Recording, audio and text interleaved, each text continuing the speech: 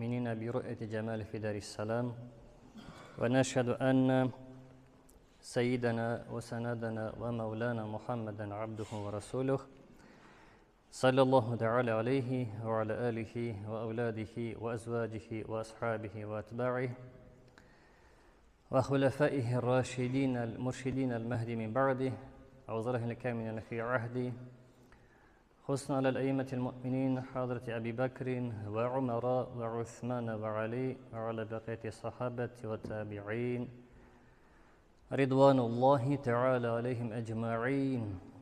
أيها المؤمنون الحاضرون اتقوا الله وأطيعوه إن الله مع الذين اتقوا والذين هم محسنون. وقال الله تعالى في كتابه الكريم استعوذ بالله بسم الله الرحمن الرحيم والعصر إن الإنسان لفي خسر إلا الذين آمنوا وعملوا الصالحات وتواصوا بالحق وتواصوا بالصبر. صدق الله العظيم. Прибегаем к помощи Аллаха от побиваемого камнем сатаны. Начинаем с именем Аллаха, всемилостивого, милостивейшего. Сегодня в проповеди хотелось раскрыть одну мудрость из нескольких мудростей, цифр возрастные, чисел в тюркском народе. Естественно, это на тюркоязычных народах распространено, но будем рассказывать на русском, потому что, к несчастью, сейчас люди забывают свой язык, поэтому начало на татарском, а объяснение будет на русском. Начиная с возраста 10, что звучит как «ум», ягни «унды». Почему наши предки таким образом назвали возраст именно такой цифрой, таким словом «унды бала»? На русском означает «созрел». Именно в 10 лет ребенок созревает, «унды» как раз. «Ун-яш». «Ун-яшлик бала», «унды» созревает ребенок к жизни. Отныне уже нужно объяснять, что такое фарс, ваджиб, суннат, халяль, макрух, харам, и уже из теории в практику. Естественно, все это начинается с 5, но в 10 уже из теории переходим к практике. Поэтому называется унды, то есть созрел к чему? Вот как раз к жизни. Теперь уже он и намаз совершает, теперь и пост держит, и дореволюционные мнения, что он еще маленький, заболеет, еще пост рано, пусть подрастет, это уже осталось в прошлом. Сейчас наука подтверждает, и очень много молодых семей, которые в 10-летнем возрасте говорят, что ребенок пост держит, и ничего с ним не происходит, то есть он не заболевает. Поэтому этот стереотип остался в прошлом, альхамдулилля. Теперь многие дети в 10-летнем возрасте держат пост. Унды, созрел, не только к посту, естественно, ко всему шариату. То есть находиться в обществе женщин, то есть рядом с мамой, а там еще и тетеньки, а ему уже 10. То есть здесь уже папа и мама соображают, что он уже взрослый человек, и не кардинально именно в 12-15 лет, а уже с 10-летнего возраста его более мужской коллектив. Если он мальчик, если девочка, тогда уже не с мужчинами, не с папой, а уже к маме, потому что она тоже созрела. Унды бала. Это 10-летний возраст. Далее цифра идет. Возраст это у нас 20, что звучит на татарском егерме. Иногда есть буква Е, иногда как из казахского Ж, как жигарлы, яки на башкирском егарлы, что означает на русском время, когда пришло его обуздать, как коня. Именно жигарге. Егер мешта баланы керек жигарге. Кыз мы, егет мы. Ему или ей в 20-летнем возрасте уже нужно буквально как этот у лошади аузлык в рот уже. Именно вот этот жиган, то есть узда, и уже полностью, как лошадь пашет, в этом возрасте ребенок должен пахать. Но опять же стереотип старый, который уходит, альхамдулилля, уходит, теперь поколение растет, и они уже переходят из этого прошлого и действительно заставляют ребенка работать 20 лет. Он уже работает, пашет на родителей. Ведь родители его вырастили, кто-то на север работал, кто-то на шахте, кто-то еще как-то тяжело работал, чтобы он вырос. Теперь бумеранг, он работает в 20 лет. И уже не говорим, убитали ешь, еще молодой, пусть растет, еще маленький, пусть все. Нет, все, он должен пахать. И нет у нас такого слова, как переходный возраст, где можно ему скидку давать, пусть посидит, пусть не работает. Нет такого. Он должен работать, и это возраст жигермы, то есть жигерге, обуздать. Сказал, все, упал, отжался, сделал. Мальчик или девочка, то есть сын или дочь, он должен подчиняться в 20 лет уже все. Это возраст жигермы. Утыс означает, разные есть интерпретации, разные мудрости у народа тюркского. И вот один из них это ут-из. В этом возрасте, когда 30 лет стукнуло, означает, что ты должен оставить после себя ут-изляры, то есть следы какие огненные, как говорят, ут-чаткусы. То есть прямо огонь говорят. Сын или дочь в возрасте 30 уже огонь. То есть не такой вяленый, такой сидит, баргам, бармаскам, быть или не быть. Он уже все, он уже твердо, решительный, сказал, сделал. Сказал, приду, приходит. Сказал, нет, значит, нет. Он уже не тот мямли, который, не знаю, будешь кашу, не знаю, чай будешь, не знаю. Все, это уже возраст 30. Ут-изляры. То есть он должен оставить после себя следы, какие огненные, чтобы говорили, вот сын, молодец, ух, мой сын, это же мой сын. Уже следы какие огненные, то есть он уже оставляет след в истории. Не книги пишет, естественно, а вот скажет, вот если завтра умрет, скажет, вот хороший был сын у тебя, слушай, хорошая была дочь. Прям вот след до сих пор остался в истории. Естественно, это переносный смысл, метафора, не в смысле, что там прям трава горит. Естественно, это переносный смысл. То есть такой ребенок в этом возрасте, что прям жгет прямо, то есть работает на пользу, на благо двух миров, естественно, на два мира, не только на этот мир, дунья, и на ахират тоже. То есть ураза, ифтар помогает накрывать стол. Девочка или мальчик таскает плов, суп, убирает посуду, потому что огонь просто. Это утыс 30 лет. 40, как раз возраст, когда пророк Мухаммад, алейхиссалату вассалям, пророком стал, означает кырык на татарском языке.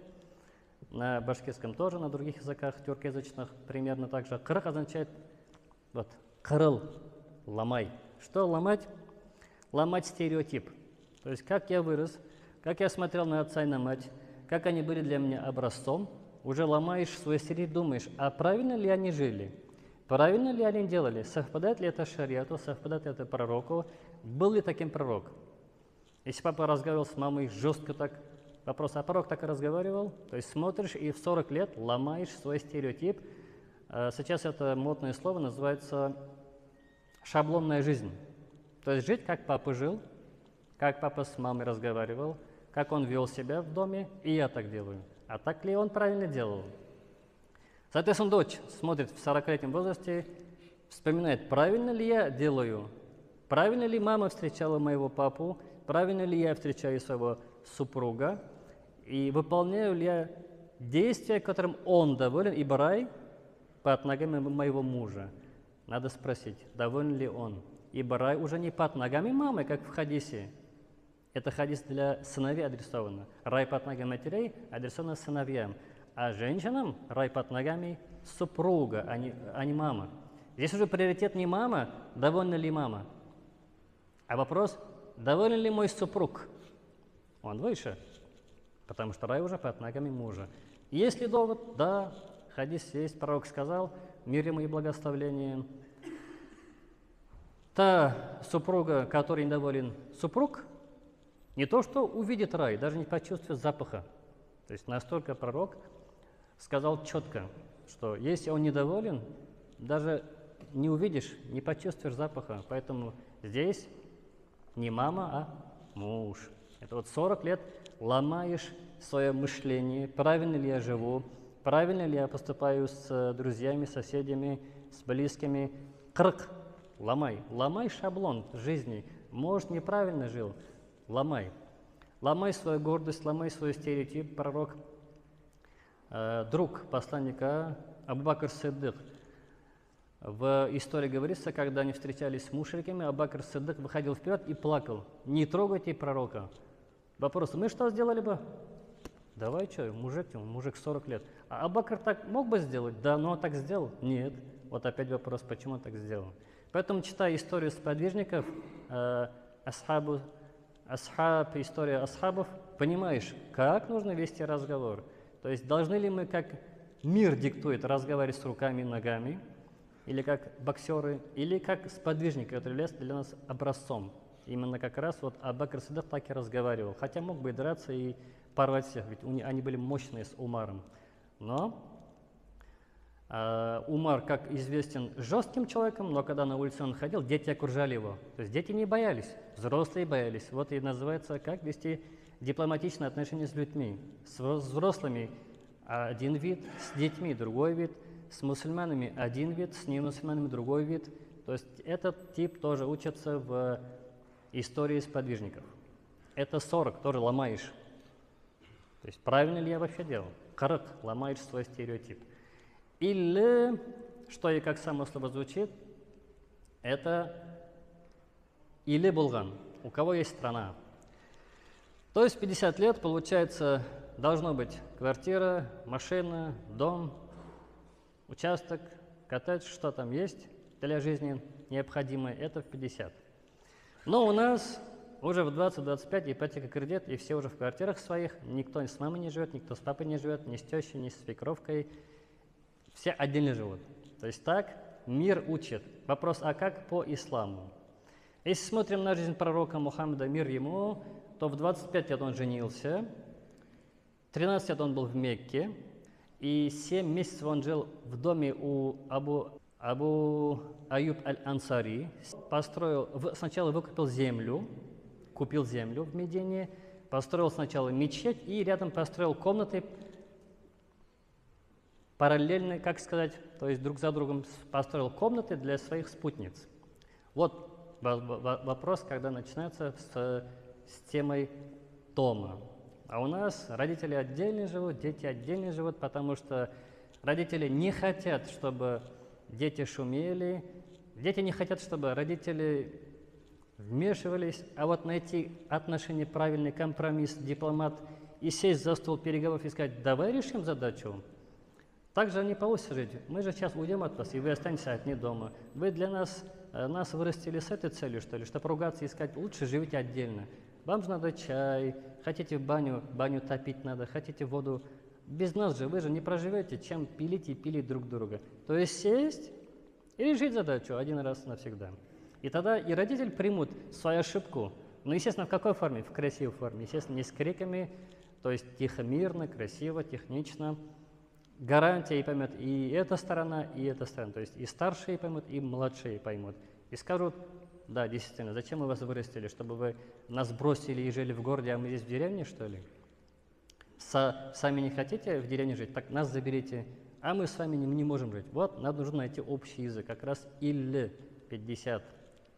Алтмыш, как раз при правильном воспитании, что означает алтмыш, сокращенно алтурмышның нәтижесін, что на русском означает бери плоды жизни. То есть ты пахал всю жизнь как осел или как кто, или как лошадь, чтобы вырастить сына и дочь, но алтмыш тебе стукнуло, то есть ты должен что сделать? Алырға тұрмыштың нәтижесін, то есть эти дети должны тебе что делать? Пахать теперь. Теперь ты на них пахал, теперь они на тебя пашут. Принеси, подай. Кто это? Ребенок. Тебе сколько? 60. Признак этого будет когда в 60 лет ребенок говорит, вот моя первая зарплата, папа, мама, давай, купи все, что хочешь. Сынок, это же твоя первая зарплата, купи себе, что хочешь, шоколад, там, мороженое. Нет, вы меня вырастили, вот моя первая зарплата, вот это плоды. Вы меня вот вырастили, вот получай. О, это называется алтмыш. Алтмышның нәсәсен, нәтижесен, бери плоды жизни. Это и плод жизни. плод любви, который подарил Всевышний через маму и папу, то есть дети, это плоды, которые мы вырастили, это плоды. Теперь эти плоды должны приносить нам что? Яблоко, груша, если деревья мы выращиваем. Также, если посадили виноград, мы же хотим виноград, да. Если посадили вишню, мы хотим вишню, да. А если мы вырастили детей, мы что хотим? Чтобы они нас оставили где-то и жили своей жизнью? Так не бывает. Поэтому они должны приносить пользу родителям. И в Коране тоже говорится, «Кама раббани сагира», еще дуа делают. То есть, о Всевышний, как ты проявил мне, сагира, когда я был маленький, милость свою, моим родителям тоже прояви, они дуа делают. Но не только дуа же. Надо же и чай, и май, и баню топить надо. Баба это бабушка не может уже алтмышта. Дети должны. Может, хотят тоже за рубеж слетать. А дети у нас что? Вы уже все равно постарели, в деревне сидели и никогда не выходили. Вот вам внук, пожалуйста, я съезжу куда отдыхать за рубеж.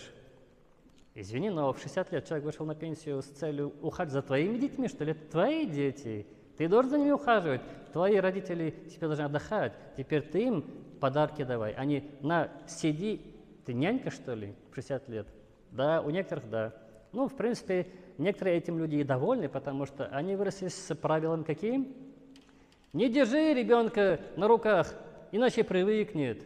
Потом этот человек говорит, эх, вот сейчас взял бы ребенка на руки, да уже вырос. О, правильно, правильно, надо было ребенка 2 года на руках носить. И тогда в 60 лет сказал бы, не, ребенка не давай, я уже, как насыщена этим. Но у нас бабушки учат как? Колда тутма и ялеша, привыкнет, не держи в руках, пусть лежит. Потом сама, вот бы я бы держал в руках. И эта девочка бедная или богатая тоже стала бабушкой и говорит, эх, жалко, я ребенка в руках не держала. Учили меня, чтобы она не привыкла к рукам, всегда в коляске держала. Теперь взял бы на руки, да пацан тоже, ого-го, тяжелый. И дочка уже не та, что попку гладить, уже большая девушка, не могу взять, поднять не могу, тяжелая, говорит бабушка. То есть простой дочь и сын. Вот, поэтому нужно соображать. Ребенок родился, 2 года на руках носи. Потом скажешь, как надоело. И в 60 лет скажешь, не, спасибо. Стакан любви к ребенку носить на руках мне уже полный. Не хочу больше на руках. А у нас полнаселение бабушки что говорят? Я бы сейчас взял бы на руки, поднял бы своего ребенка. Да не могу, уже вон какой вырос тяжелый. А поднять-то хочется почему? Потому что не было вот этого. Поэтому сейчас надо хотя бы соображать и ребенка этого не запрещать. Скажи, на руках расти ребенка, не в кровати, держи на руках. Тяжело, не тяжело, держи. Вот это называется алтмыш. То есть понимаешь, что тормоштың нәтижесі емі. Плоды в 60 лет. 70 означает етті, етмыш, житті. Хватит. То есть хватит уже работать на этот дунья. Есть до сих пор люди, которые в 70 до сих пор пашут, чтобы были деньги, но с какой целью? Внуку помочь. В это время сын, то есть отец этого внука, что делает? Покупает iPhone на свою зарплату. Естественно, бабушка же свою пенсию, зарплату дает же, яйца продает, там цветы продает, потом молоко продает, а ему, дедушке и ей, то есть бабушке, 70 лет, ну, етті, хватит работать. Уже отпусти, скажи, нет, сам теперь голову ломай. И вот таким образом они, вмешиваясь в это отношение, дети портят. И тот, естественно, расслабляется, а бабушка даст деньги, а дедушка даст деньги. Говорит кто? Сын говорит про своего отца, дедушка говорит, даст деньги. Он даже не говорит, отец даст. Он говорит, а, дед даст. И, естественно, внук что делает? Ждет деньги от дедушки. Вот поэтому тоже нужно соображать, нужно ли помогать, или это вред называется. Поэтому етмеш означает етті, хватит работать, етті. Надо уже прописку делать в мечети, то есть больше в мечети работать, пыль протирать, пылесос, мыть, там полки. Вот это называется работа уже на ахират. Это вот уже логично и правильно, потому что одна нога уже туда идет, в могилу. Сиксян, как с башкирского сик, граница, все это уже грань, уже должен полностью быть прописан в мечети, уже должен пропадать в мечети. Как сейчас в WhatsApp ходит видео, где один бабай слепой с веревки ходит в мечеть, наверняка видели. Вот нормальный человек, правда таких мало, конечно. Сейчас сиксян сидят в домах перед экраном и сидят. Сиксян уже граница, сик граница, Ты уже должен понимать, что скоро вот-вот умрешь. Значит, что нужно сделать? Памяти нету, так не надо учиться, заучивать. Глаза уже нету, так веревку сделай. То есть надо что делать? О, Всевышний, руки есть, дай-ка хотя бы руками помогу, там что-то поливать буду, цветы какие-то хотя бы в мечети. Ноги есть, хотя бы дай-ка пойду, там посижу. Не слышу, но посижу. Пусть ангел запишет, он пришел, сидел. Правда, ничего не слышал, ничего не понял, конечно, но ангел-то запишет, он сидел. 80-летний старик сидел, он напишет. А тот, кто не пришел, напишет он хотел прийти. Так он не пришел, ноги есть, руки есть. Землетрясения нет, приходи. Сиди, не слышишь, не понимаешь, не видишь, сиди. Пусть ангел запишет, он был среди мусульман. Каких мусульман? Соблюдающих. Он был 80-летний. И вот туксан уже, кто доживет, конечно, называется уже тук. Все, сыт по горлу. То есть уже жизнь должна быть совсем скучной, неинтересной. Друзей нет, действительно. Что нужно сделать? Уже полностью жить в мечети. Полностью в мечети. Это уже туксан. Должен уже сыт по горлу этим миром. Должен быть надоело. Не хочу жить. Но, естественно, вешаться нельзя, это харам, грех. Поэтому что нужно говорить? Не хочу жить, не хочу кушать, не хочу пить. Хочу быть в исламе. И дуа идет. О, Всевышний, дай мне глаза. Ты же можешь мне дать глаза? Хочу Коран научиться. О, Аллах, памяти нету. Дай мне память. Ты же можешь дать память. Правда, это будет чудо, и никто не поверит. Ну, в принципе, и не надо. Но ты же можешь. Вопрос, кто так просит? Мало кто просит. Там же говорят, нет, это нереально. Так это есть вера? Ты не веришь, что Аллах может дать? Верю, да. Но что но? Значит, не веришь. Вот это но означает не веришь. Если верил бы, каждый день просил, о, Аллах, дай мне зрение, хочу Коран увидеть. Дай мне уши, хочу услышать, как Коран читается. Дай мне ноги, чтобы я ходил. Таких случаев очень много, когда человек просил, и Аллах давал. Но если не просит, соответственно, у него остается в 90-летнем возрасте. Yes означает yes, плыви куда хочешь. Уже ничего не пишется из запретного, греховного. Если, конечно, не сделайте вывод, в 100 лет, оказывается, можно грешить. В 100 лет уже не сможешь грешить, потому что если живешь правильно, в 100 лет у тебя образуется отвращение от греха. Хотя не пишется. Есть изречение из хадиса, но захочешь – нет. Просто грех не захочешь. У тебя будет вот этот блевотин от греха. От харама увидишь, будешь блевать. Вот это называется уже грань богобоязненности уже. Не просто «о, нельзя», охота смотреть нельзя. А он уже смотрит, уже блевать охота. Вот это тоже называется 100-летний бабай. Хочет грешить? Нет, не хочет грешить. Вот и на этом все. Надеюсь, будет полезно, чтобы люди понимали, какой у нас возраст и что мы можем. И нет такого слова, что мы не можем. Аллах Всемогущий может дать любому. Главное было бы желание и намерение.